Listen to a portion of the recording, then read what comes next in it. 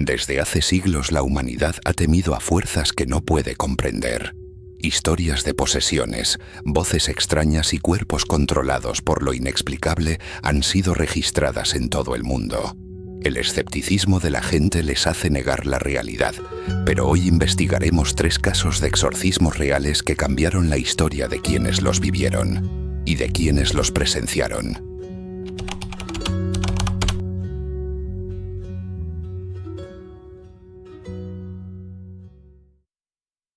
Resumen rápido de hechos clave. Nombre: Anneliese Michel. Lugar: Baviera, Alemania. Creció en Klingenberg am Main. Años: 1952 al 1976. Anneliese Michel nació en Baviera, Alemania, en 1952. Era una joven católica, aplicada y tranquila. A los 16 años sufrió su primer ataque epiléptico. A partir de entonces comenzó un largo camino médico. Convulsiones, depresiones y alucinaciones auditivas. Los doctores diagnosticaron epilepsia del lóbulo temporal y le recetaron fármacos, pero nada parecía detener el avance de sus síntomas.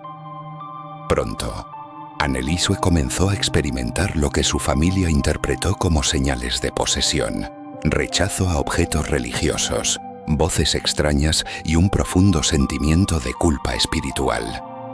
Durante años la Iglesia se negó a intervenir, pero en 1975 el obispo de Würzburg autorizó un exorcismo. 2 sacerdotes, Arnold Renz y Ernst Alt, comenzaron el ritual.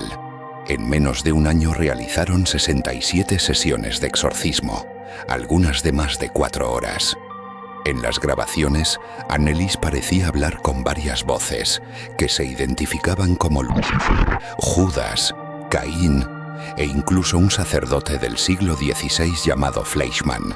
Testigos aseguraban que tenía fuerza sobrehumana, rechazaba comer y realizaba penitencias extremas que le destrozaron las rodillas. El 1 de julio de 1976, tras meses de rituales y casi sin ingerir alimento, Anneliese murió en su casa. Tenía apenas 23 años. La autopsia reveló desnutrición y deshidratación severa. Pesaba solo 30 kilos. El caso conmocionó a Alemania. En 1978, los padres de Anneliese y los 2 sacerdotes fueron llevados a juicio por homicidio negligente. La defensa alegó que la medicina había fallado y que actuaban según su fe. El tribunal, sin embargo, dictaminó que se debió recurrir a esa atención médica hasta el final. La condena fue leve: 6 meses de prisión con suspensión y 3 años de libertad condicional. Los padres quedaron libres, pues el tribunal consideró que ya habían sufrido bastante. En 1978, su cuerpo fue exhumado, pero no se hallaron signos extraordinarios. Aún así, la tumba de Anneliese se convirtió en lugar de peregrinación. ¿Fue Anneliese Michel una víctima de una enfermedad maltratada? ¿O realmente fue presa de algo que la ciencia no puede explicar? Lo cierto es que su historia sigue siendo una advertencia. Cuando la fe y la medicina no caminan juntas, el precio puede ser la vida humana.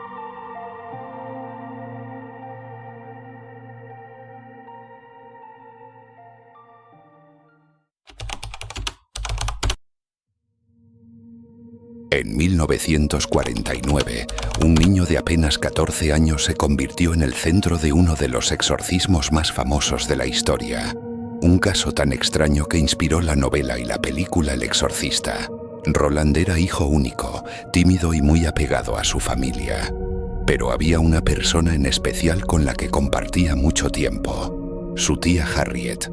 Ella practicaba el espiritismo y fue quien le enseñó a usar la Ouija.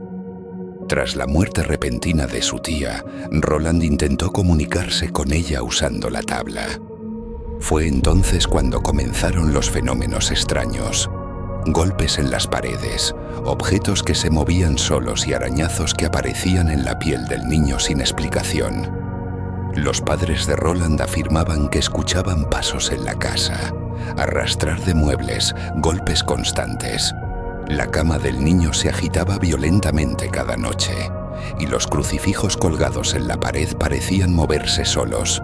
Convencidos de que algo sobrenatural lo perseguía, buscaron ayuda primero en pastores luteranos y más tarde en sacerdotes católicos. El primer intento fue llevado a cabo por el padre Edward Hughes en el hospital de la Universidad de Georgetown.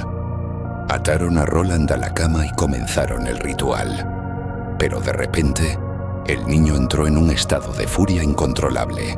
Logró soltarse, arrancó un resorte metálico del colchón y atacó al sacerdote, causándole una profunda herida.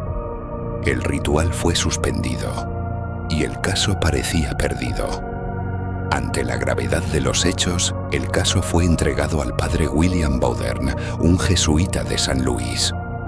Junto a él trabajaron el joven sacerdote Walter Halloran y el profesor Raymond Bishop, quien llevó un diario detallado de todo lo ocurrido. Durante semanas realizaron más de 30 sesiones de exorcismo sobre Roland, y según los testigos, lo que presenciaron fue aterrador.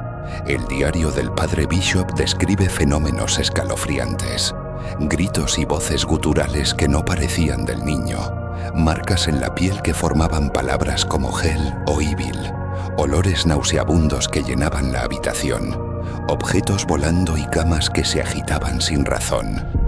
Incluso se decía que Roland habló en lenguas desconocidas y que su fuerza superaba con creces a la de varios hombres adultos que intentaban contenerlo.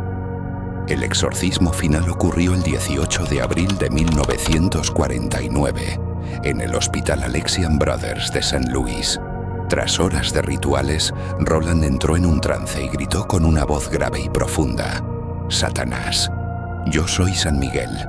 Te ordeno salir de este cuerpo, ahora mismo». Luego de convulsionar violentamente, el niño cayó al suelo y, exhausto, murmuró en voz baja: «Se ha ido». Después de esa noche los fenómenos cesaron para siempre. Roland, cuyo verdadero nombre era Robbie Mannheim, creció, se casó y llevó una vida normal. Nunca volvió a hablar del caso, y hasta el día de hoy evitó dar entrevistas. Los sacerdotes sin embargo, mantuvieron hasta su muerte que habían presenciado fenómenos que no podían explicarse con la lógica o la ciencia. El caso fue publicado en un periódico local, y esa nota cayó en manos de un escritor llamado William Peter Blatty. Años más tarde transformaría la historia en la novela El Exorcista, y en 1973 la película llevaría el caso al mundo entero. Lo que comenzó como la tragedia de un niño de 14 años se convirtió en el exorcismo más famoso de la historia moderna. ¿Fue Roland víctima de una enfermedad mental, de la sugestión y la histeria colectiva, o realmente estuvo poseído por algo mucho más oscuro? La respuesta quizá nunca la sepamos, pero su historia sigue siendo un recordatorio de que, a veces, los misterios más aterradores son los que parecen demasiado reales.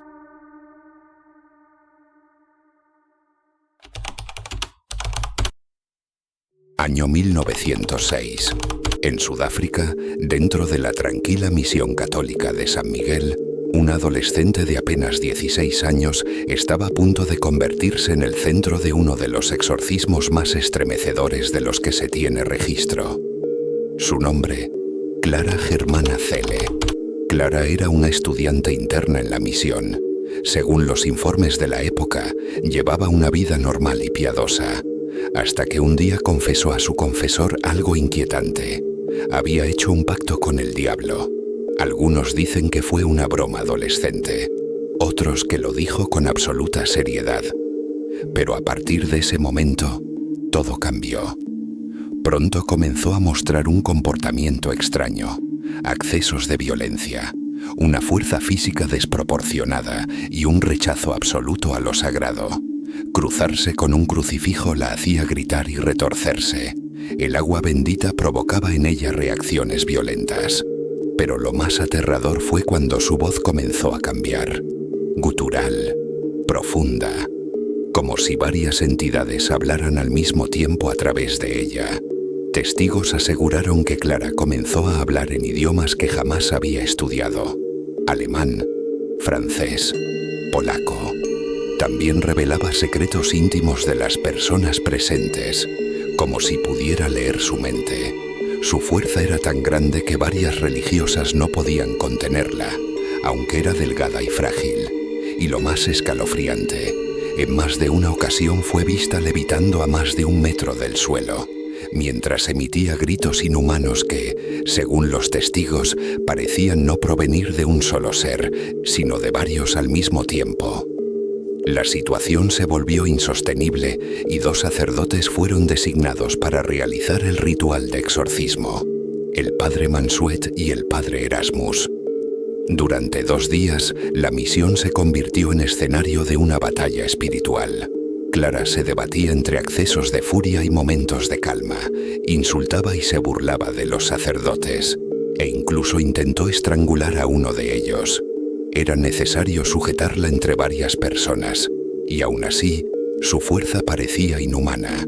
Cada vez que era rociada con agua bendita, gritaba y se retorcía.